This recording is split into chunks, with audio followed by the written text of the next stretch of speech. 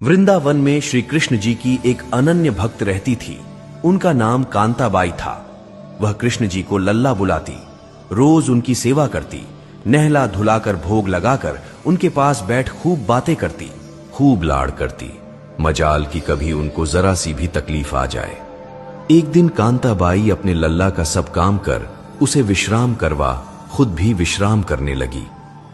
तभी उसे जोर जोर से हिचकियां शुरू हो गई। कांताबाई समझ नहीं पा रही थी कि वो क्या करे। कांता खुद से ही इतनी बेचैन हो गई कि उसे कुछ भी सूझ नहीं रहा था। तभी कांताबाई की पुत्री घर आ गई। उसकी शादी पास वाले गांव में ही की थी, सो अक्सर कांताबाई की बेटी अपनी मां को देखने आती थी। बेटी के आते ही कांताबाई की हिचकियां बंद हो गई। उसको बहुत आराम मिला। कांताबाई ने सारी बात अपनी बेटी को बताई कि कैसे वो हिचकियों से परेशान हुई थी। उनकी बेटी ने कहा, मां, मैं सच्चे मन से याद कर रही थी, तभी तुम्हें हिचकियां आ रही थी। अब मैं आ गई हूं तो तुम्हारी हिचकियां भी बंद हो गई है।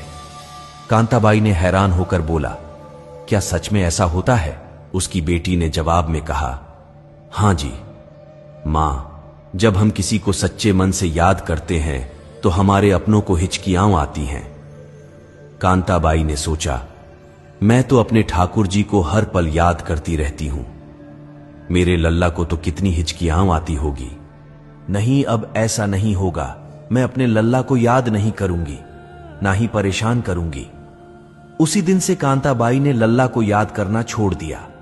अपनी पुत्री को लल्ला को देकर खुद को दूसरे कामों में खुद को व्यस्त कर लिया। सच में लल्ला को याद ना किया।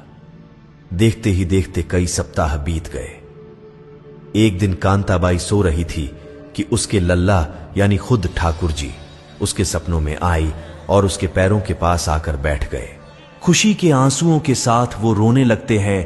कांताबाई जी उठ जाती है और प्रभु को प्रणाम करती है। मेरे लल्ला, मेरे प्रभु, आप तो उनको भी नहीं मिलते जो समाधि लगाकर ध्यान लगाते हैं, तो फिर मुझ पापिन को कैसे साक्षात आपके दर्शन हो गए, जबकि अब तो मैं आपको याद भी नहीं करती।